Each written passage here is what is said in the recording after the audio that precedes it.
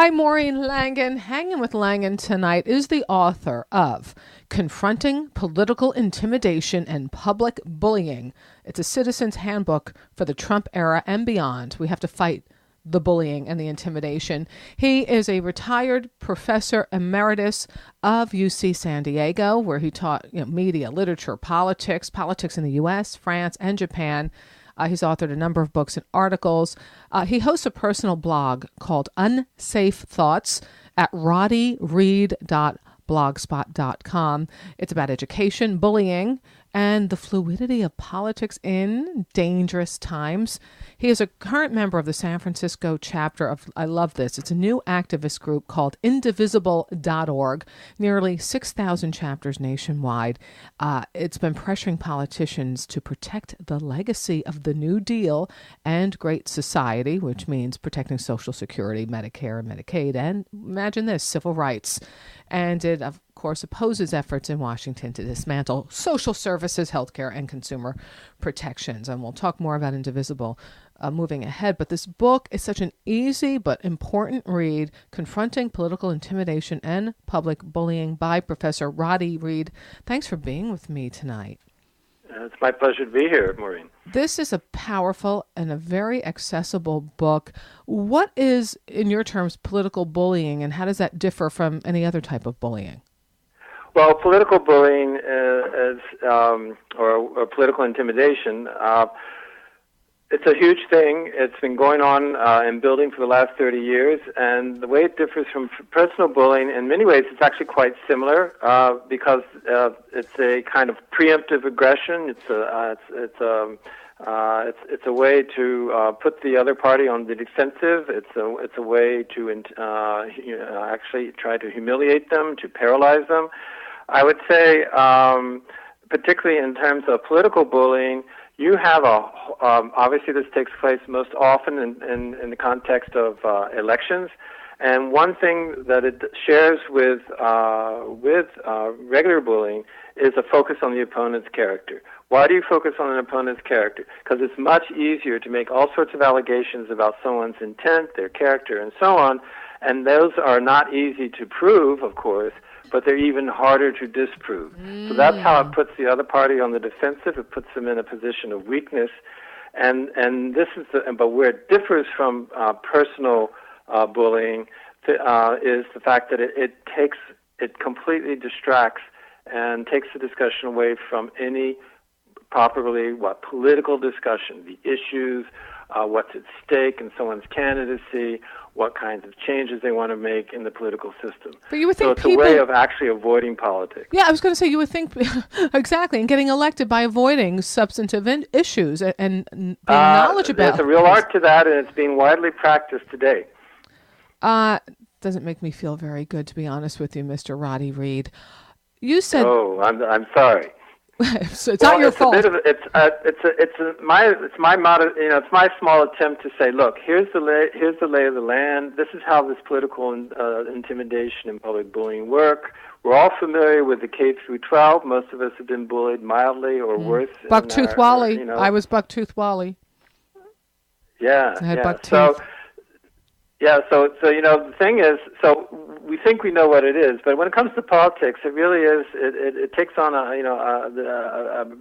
bigger dimension, and it's that I don't think people want to take too seriously. I think as a culture, we tend to want to just sort of forget the kinds of violence, either personal or otherwise, that happened to us or happened to our community, and move on. But the thing is, I'm trying to point out there's a larger picture here, there's a history here, and if we don't remember that, all the stuff that's going on right now, and again, this is not the only time that this sort of stuff has happened, but the stuff that's going on right now keeps taking people by surprise all the time, Maureen. It's, everyone's just shocked. It's like, oh, oh, would you believe what X said? And it's just you mean Trump. every day. We mean Trump. And so X. it's just this thing. Well, it is this thing, and you say it's been going on. First of all, you called it violence. So I guess you're talking about a verbal violence or an emotional violence. Well, yes, exactly. Uh-huh.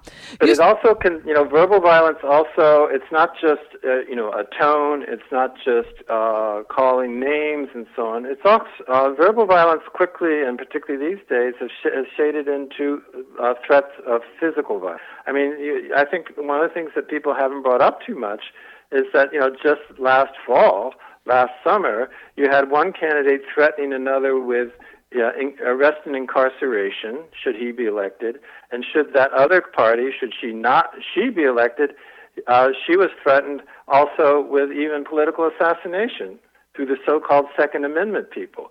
I mean, those are threats of physical violence, and that's a form of, that's just extraordinary. Well, when you hear, I'm going to say his name, Trump, when you hear him say to people in his audience, God, I'd love to punch that guy. Don't you want to just punch him and get him out of here? You're like, right. Wow.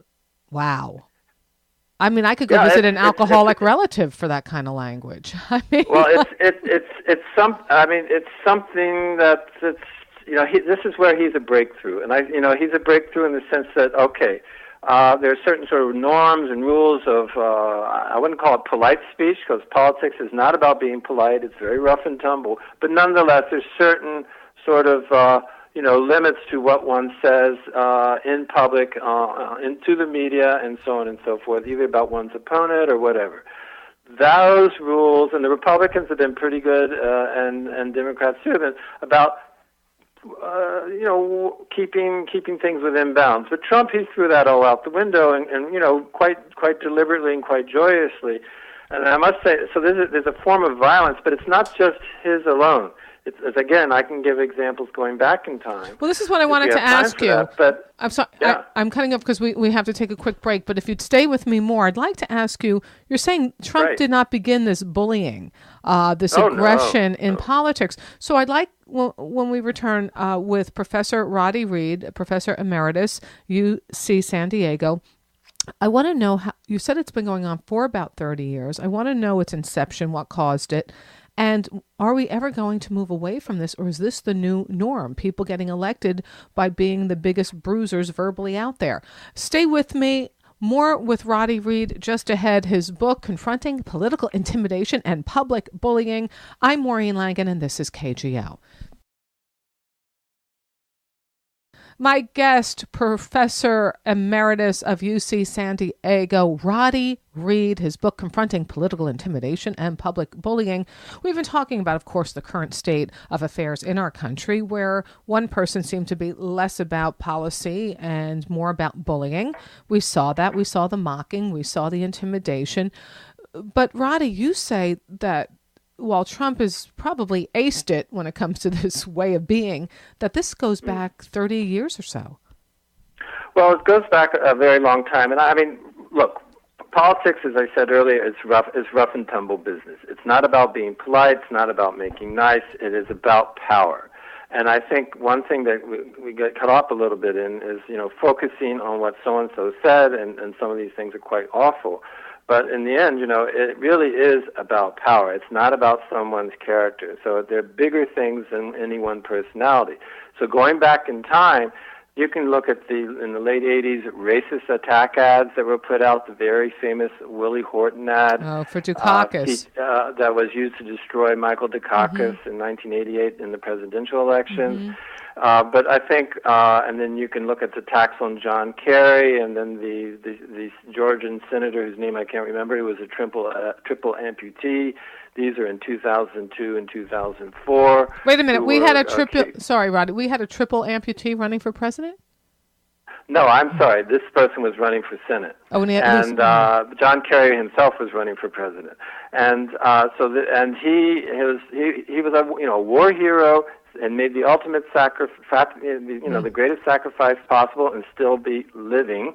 And he was mocked for his military record, and he was the attempt was to dishonor the fellow. Oh, disgusting! And you think military honor is the last thing you would want to go after, but that's what they did. Horrible. John McCain was mocked for having a biracial adopted child. So another Awful. military hero. So And there are these things that have been going on, and then frankly... Well, he was also mocked. Let me jump in here. He was also mocked for being captured.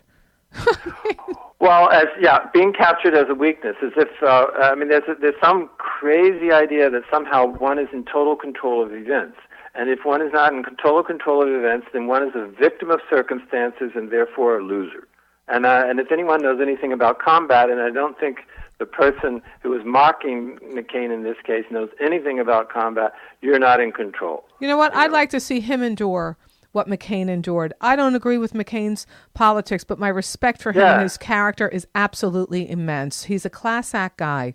I got to tell you, he could have gotten out of Nam earlier, but he honored the code first in, first out because his father was connected. He could have gotten out, and he didn't. You tell me, where are your 5 deferments, McCain? Not. All right, go ahead. We can move on. Right, exactly. But, but closer in time, you don't have to go back 30 years for this sort of stuff. The real game changer, frankly, Maureen, was two things. The stolen 2000 elections, presidential elections, when operatives were sent down to Florida to intimidate poll workers as they were counting those ballots in Florida, and it was, and then you had a very partisan, state Secretary of State in Florida who did everything. This is an early example of voter suppression initiatives, okay? And that gave Bush the White House, along with the support of the Supreme Court. But more closely, Maureen, even more to the point, Maureen, was 9/11 and the aftermath, the initiation of the War on Terror and the whole lead up to the invasion of Iraq on the basis of fake weapons of mass destruction. And then all those code orange, terrorist alert. It was a way to intimidate the population, get everyone to fall in line, and shut up, and put up. And the thing is, we were sort of put through a kind of boot camp, and anyone who was interested in the rule of law, the Geneva Conventions, international law, were just made fun of and basically treated as wusses. I gotta agree. I'm sorry, Roddey. I gotta agree with you on that because we have due process here in our country, allegedly. Well, yeah. And I remember after 9/11, I make half my time in New York. Then I was living there full time, so I was there that morning. And I remember saying afterwards, just as a thinking human being, I don't understand if most of these guys were from Saudi Arabia, why we're not going there. Like, why? Like, I don't understand why we're still protecting their embassies here. Like, are we going after the wrong enemy? I'm not sure what's happening. And I was told, you're with us or you're against us. I'm like, oh, well. Right. That was just the most simple kind of, any cop, any detective would say, well, let's investigate the likely, the backgrounds of these people. Right. This is what's happening to that person who did this terrible thing in New York the other day. They're interviewing his circle of friends, his family, whatever he did in the way of the internet searches and all that. Well, they did not get that kind of treatment. The circle of friends and relatives and so on of the 18 out of the 20 perpetrators who were from Saudi Arabia. And the Saudis were very close allies of the United States. They were also personal friends, the princes of the Bush family. So there were just all these things, and I don't know why the FBI, I don't know why the CIA put up with that kind of diversion or lack of due diligence. It just is shocking, but it happened. Yeah, it is shocking, but it happened. Also, too, what's interesting to me, I'm speaking with Roddey Reid. He's a professor emeritus, UC San Diego. His book, Confronting Political Intimidation and Public Bullying. It's a handbook, a citizen's handbook for the Trump era and beyond. It's a very easy read. It's a handbook, 100 pages, and it's just fascinating to read about what's happening in our country and what precipitated this and moving ahead what we do.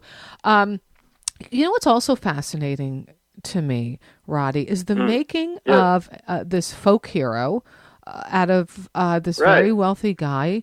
And it's also the making of a reality star it's the reality world coming to the highest point in our society, this reality world in which we live. It boggles my mind. And, people talk about the liberal media as creating the liberal candidates. I have to tell you, when it came to Trump, I saw across the board, whatever news you watch or interfoment, whatever you call it, when it's not even information, it's entertainment together, whether it be Fox, CNN, and everyone in between.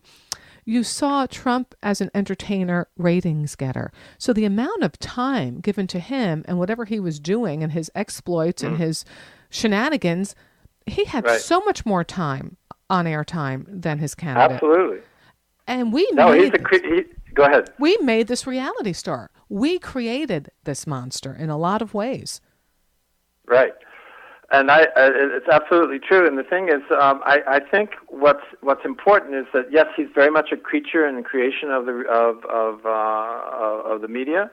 And I think it was the president of CBS said about the coverage they gave Trump. He got $5.8 billion of free coverage according to MediaQuant, which tracks this sort of stuff, compared to I think Hillary Clinton's $3 billion or $2.5 billion. And so he was really built up by the media. And the head of CBS might be not good for America, but it's great for CBS. So there's this side to the media, which is, they're out to make money at the expense of the public weal or the common good. Yeah. If it brings in their own money, their bottom line improves. And so he was very much a product of that. And Jeff Zucker, who helped, create the Apprentice over at NBC, and when he moved over to CNN not too long ago, he very much provided all this free coverage. Well, because he was Trump's. He created Trump, partly created The Apprentice. So then he takes his liking of Trump's ratings to CNN and treats him like the entertainer while eviscerating Hillary. And there's something. I mean, we can go more into this. But I think I'd like to get on to another topic, which is I think the media is very much culpable here, and it's liberal, conservative, or whatever. They know what brings in viewers, they know what brings in ratings, and so when Trump tweets every day or several times a day, he's giving them, in a sense, a free headline and a potential scoop, and they just love it. I mean, they just absolutely love it. It keeps everyone breathless, and so on, and locked in.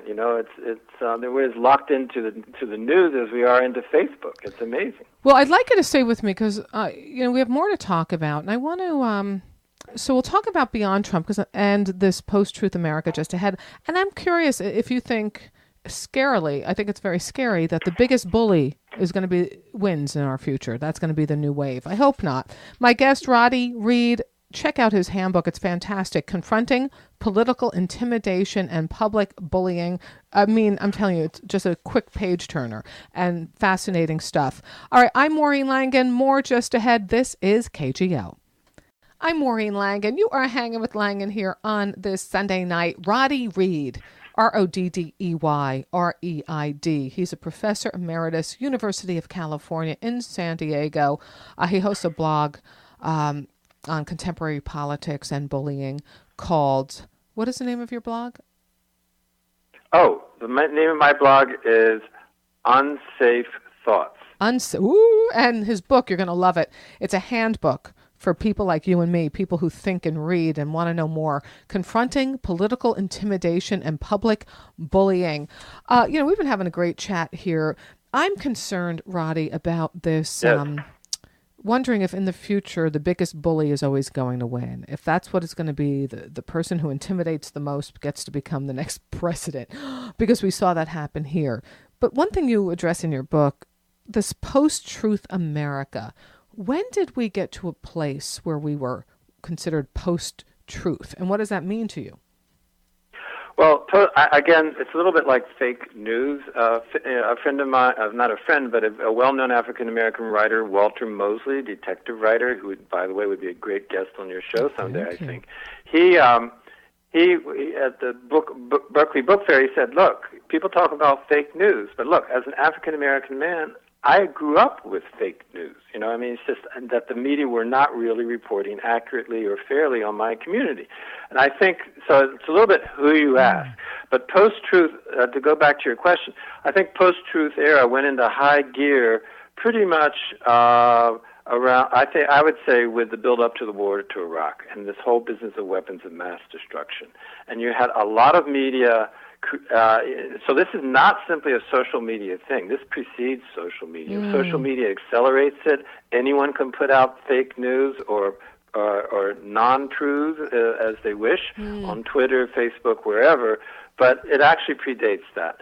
And so the lead up to the Iraq War and the whole claim of weapons of mass destruction that the people in charge knew were actually false. It was promoted even by mainstream news organizations like the New York Times especially. That's when post-truth really began big time. Because why big time? Because it had big time effects. And you expect more from the New York Times. You really do, if they're the paper of record. Right, that's what they claim, and certainly they do much better investigative reporting than most. They have the resources. They devote the number of journalists to topics, but they sometimes are not always as responsible. Unfortunately, a dark picture of institutions and dark picture of people. No one has a monopoly on good behavior, and no one has a monopoly on bad behavior. Okay, and same for institutions, and so they can slip and slip badly. Where do you turn for reliable sources of news? Well, it's hard because you don't want to just simply hear what you already know, That's okay, right. and what you want to hear, and Right. so it's a bit of a challenge. But obviously, I subscribe to different. I'm a subscriber of the New York Times, and I'm also of the San Francisco Chronicle, and to different blogs. So I try to go to people who are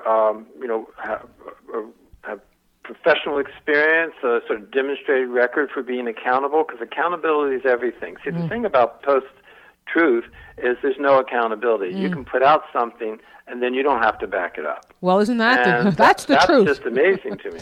You know what's interesting? You talk about the truth from different points of view, like you were speaking about your African-American friend, the writer. Yes. When I was a journalist in New York, and this is a very interesting thing, say perhaps a cop was in an altercation with a African-American. If you read the Irish Echo at the time when there were many Irish cops and they're very pro-civil servants, you would see a take on that. If you read the Amsterdam News, which was servicing a largely African-American audience, you'd see from that. You read the Jewish Forward, you see a pro-Jewish stance on issues. And the New York Times, the New York Post, and if you read all this in the same story, you can glean where different people are coming from and what matters to them. I think that's important. Just like when and points of view are important. People bringing their own experiences and knowledge to the issues is extremely important. That's what a robust political culture is all about. So we need those exchanges, and we need those even, if you like, conflict. But out of conflict should come some sense of truth. It shouldn't be burying truth, and I think that's what's going on right now. The very aggressive people engaging in post-truth, and I'm talking about people who have agendas. And this gets back to my notion of power, Maureen. It's not simply a point of view. It's actually a political agenda. They have goals, and the goals are very aggressive ones, and they're ones that are, in my opinion, in many cases hostile to the government as we know it right now. The agenda is hostile to the government? Well, it's hostile to government as we know it. Oh, to government. Yes. Particularly government services, the kinds that people depend on. Oh, yeah, I misunderstood. I thought it was hostile to Trump, and I'm thinking, what? You mean to our institutions? Yes, the government institution. Gotcha. I'm not saying the administration. Yeah. And there's nothing wrong with hostility. There's nothing wrong with even aggression. But when it crosses a line into something called violence, we're in a different game. Very interesting indeed. It's just too like the truth, right? I'm very interested in that. Again, it's so subjective. But just an aside here, when I see players taking a knee and I see people outraged and angry about it, I think, well, what about if we just address why people are so upset? How about that? Instead of kicking in our heels saying you have no right to be upset or this isn't the right place to be upset. Maybe people are upset. And if we can respect each other and have a chat about it, maybe we'd be able to move ahead. Well, there are different ways in my opinion, Maureen. People have a right to be upset, of course, and have a right to express it. A lot of it has to do with how you go about it, okay? And expressing that anger, that upset, that distress. And I view taking the knee as a very dignified form of it, Okay, it's making a statement. It is trying to draw attention to an ongoing and well-documented issue, and of unprovoked police violence. And I think that to attack that very dignified gesture, right, is and to degrade it is again another form of intimidation, and it's another form of it's a poison that's making our political culture the mess that it is right now, and it's paralyzing us. It's very sad to me, Roddey Reid. I know your book, it's a map of mindful bullying, whatever the heck that means. I don't think it means that you should bully in a minefield. No, minefield. It's a minefield. A minefield. It's how do you walk through a minefield without getting blown up? Okay. There's so many snares and traps out there. Well, we'll talk about that just ahead. I thought, hey, if you want to become the president, here's a map of how you can bully effectively. It's not that. No, it's actually how to. It's a way of ducking, but it's also a way of standing your ground. If you want his book, Confronting Political Intimidation and Public Bullying, A Citizen's Handbook for the Trump Era and Beyond, I would pick it up for smart people that you know in your world, or people who are concerned about where we're headed for the holidays for sure. Go to Amazon.com. It's available for under $10. Just grab a stack of them and give them away. Roddey Reid, Professor Emeritus, University of California, San Diego. Thanks a million for being with me tonight. My pleasure. It's been a delight. All right. All the best to you. I'm Maureen Langan, and this is KGO.